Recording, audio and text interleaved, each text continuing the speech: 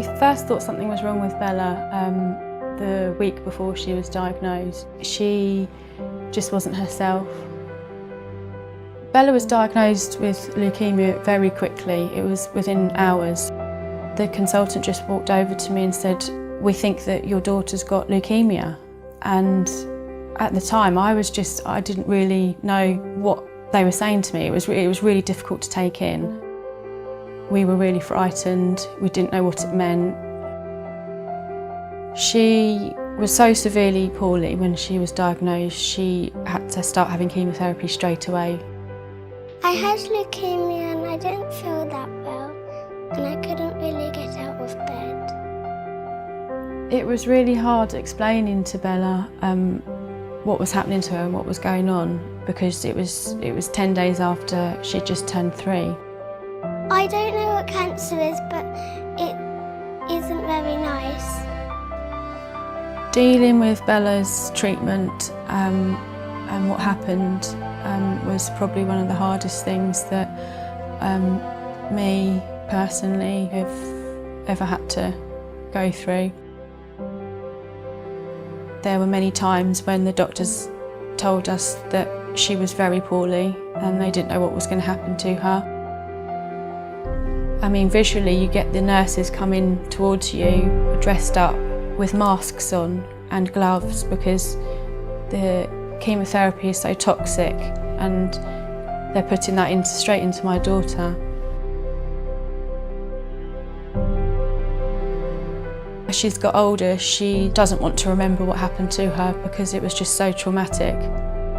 I think that we will all be dealing with the after effects of the treatment and her having cancer probably for a long, long time. So today Bella is a happy girl. She's fine. At the moment she's gone through all of her treatment and she's rung her bell several times. I feel a lot better now. I like going to the park, it's just next to us. Children with Cancer UK have helped us as a family in many different ways. We've attended events. Personally, I've been able to get to pop in there and talk and meet people, which has helped me. I decided I wanted to run the London Marathon and I wanted to run it for Children with Cancer UK. I thought, what better charity to do it for. I think funding for research into better treatment options for children with cancer is really important. It's a fantastic charity. If we can just help one family and one child like Bella, it would be brilliant. Please support Children with Cancer UK because they help raise money for vital specialist research that helps keep families together.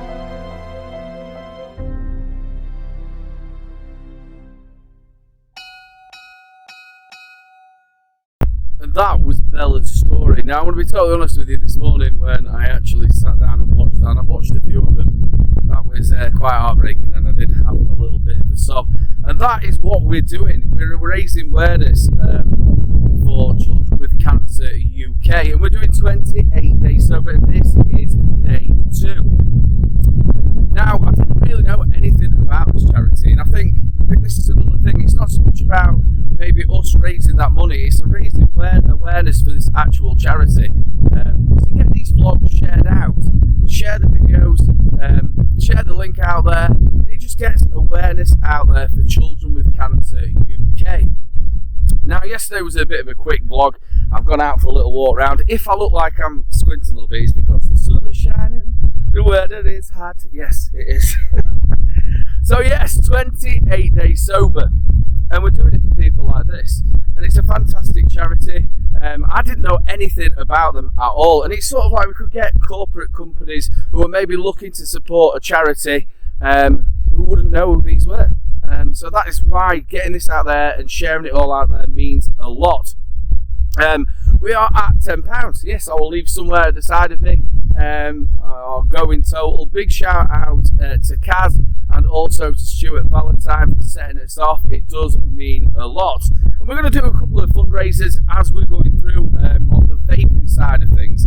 Now, if you're just watching this on Urban L.B.V. and you're not really into vaping, you won't know that I'm reviewer, Little Bro Vapes reviews.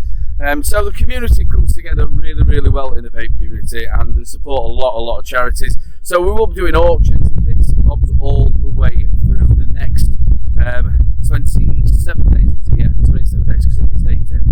Which is 26 days. I can't count. It's my own silly fault. But as well as what I've been trying to do is maybe get myself out and have a little bit of a walk as well. And it's been quite nice, especially when the weather's like this. It is absolutely glorious. How do I feel? I feel pretty good. Obviously, it's only the 2nd day. Now, some people will be thinking, well, 28 days sober, that's absolutely easy. Well, for somebody like myself, I work as a DJ, we work in the entertainment industry, and I'm around beer all the time. So I work on a Tuesday, Friday, Saturday and Sunday, maybe a Thursday now and again. So I'm around it all the time. And also I like a good beer, so when I do my shows, I'm known for having a beer. So for me to have 28 days sober is going to be really, really good, and it's going to be hard as well, because I do like to have a beer, especially when I go to work tomorrow. You're going to come and have a little look at that as well. So the vlog might be out a little bit late. I'm going to try and get the footage to Louise, and she's going to edit it. So yeah, tomorrow's going to be a little bit of a hard day, but I know there's a lot of people out there who's going to support me. But obviously it's not as hard as what these children are going through, and this is what we're trying to do, is raise some awareness for the charity and also raise some money in the 28 days that I'm going to be sober. And that's what it's all about. And as you can see from Bella's story, and each day I'm going to be putting a different story out there of a different child or different things that they've done as a charity themselves. So please, the link is down there in the descriptions. Just takes a couple of seconds. If you can donate, donate, even if it's £1. If you can't donate, just share the vlog out, comment on the vlog. It just gets that awareness out there, and share it about. Share that love, people. That's what it's all about. This is absolutely glorious out here. This is really, really nice. I really do like it. I might go on a bit dark now, but we're going to have a little bit of a walk. Now, obviously, on the Urban L.B.V channel, you'll be able to see that there is other charity bits that we've done. We've done the Macmillan twice, and we've done also the prostate cancer.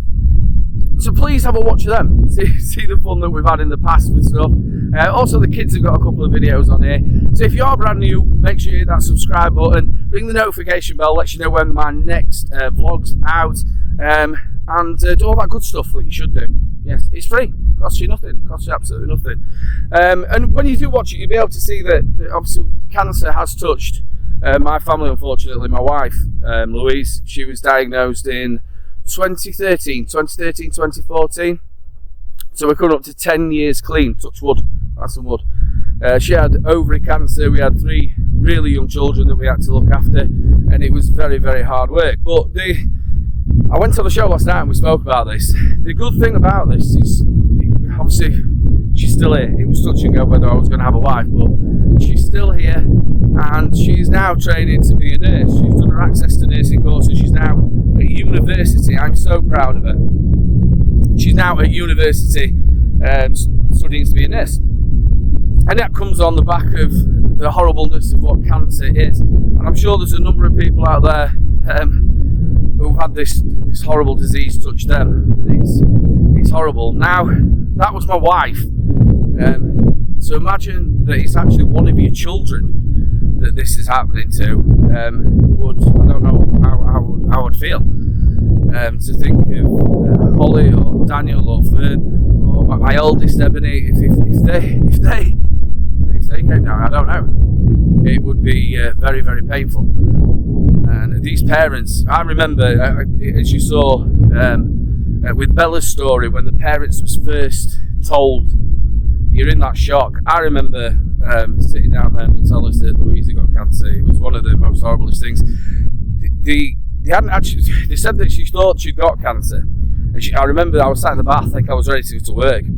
And she said, they think I've got cancer. I went, well, no. And you just sort of like dismiss it, and I did. I sort of like just dismissed it and we're like, no, you've not got cancer, you haven't got it. And then I remember going into the doctor's office and sat down there. Oh man, we stopped. So like I said, to actually think, I'm going to turn around that way because I think I'm a little bit dark.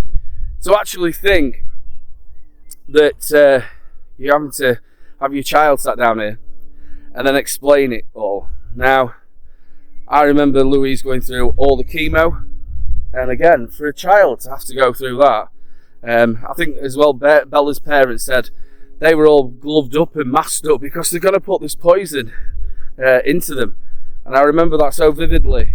We used to have names for the stuff, Seb Blatter and Dom Perignon and all this stuff that Louise had to have done. And Louise had quite an aggressive cancer, and so they had to give it an aggressive chemo. So she had I think it was 7 days or 5 days on, a couple of days off, then back for another top up, and then again back for another 7 days. And they're just pumping her full of poison. So you imagine that with a child. It's just unbelievable, isn't it? It's just, I don't know. This is I'm not afraid to say it. I've been a bit emotional myself over the last couple of months. It's been, I don't know, it must have been middle age or something like that, but I've been quite emotional, and I've had so many tears shed watching the stuff on YouTube from the Children with Cancer UK charity of people's stories, and I'm going to share them with you. I'm going to share them. So I don't want to put you on a downer either, but I just think it needs to be brought a bit more awareness to it, a little bit more awareness to it. So yeah, I'm going to give a story every day, and they're not all going to be sad. And there's obviously Bella had a fantastic outcome in the end, and I wish her and her parents and everybody the best that they can be. But yeah, so this is day 2, a little bit of a longer vlog. Tomorrow I'm going to take you to work. Probably going to do a little bit in the morning as I'm getting ready to go to work. Then I'm going to do a little bit of footage, probably on my phone, and send that to Louise so that she can then do the vlog. And she might say good night to you tomorrow. She might say good night on day 3. I'm off on Monday, so that's good, and I'm back on Tuesday to work. And then next week I'm out Friday, Saturday, Sunday. So there's going to be a mixture of footage. And what I might try and do as well, because it's very hard if I'm working to get the vlog out on the night time. You'll still have the vlog of that day, but what I might do is I might add some of the nighttime footage to the following day as well. So you've got something else to look at. Again, people, the link is down in the description. If you can help, please help. If not, share awareness. Get this vlog out. I think only about 40 people watch the first day's vlog. I want to feel more. Even if you just share it to your friends, share it on your page. Write me a comment down below, like it, and it gets it out there in the algorithms, and it means that other people get a chance that maybe if they want to help, they can do, and it raises. Honestly, and it brings awareness to the charity. So right then, I am on another show tonight, Simon 62 show on the vaping side of it. So if you're into vaping, make sure you come and check me out on Simon 62 show. Right, I'm going to go home. It's quite a nice little walk back and have my dinner and get ready for the show and get this vlog out. Big love to you all, and I will see you tomorrow for day 3. Big love to you all. Good night.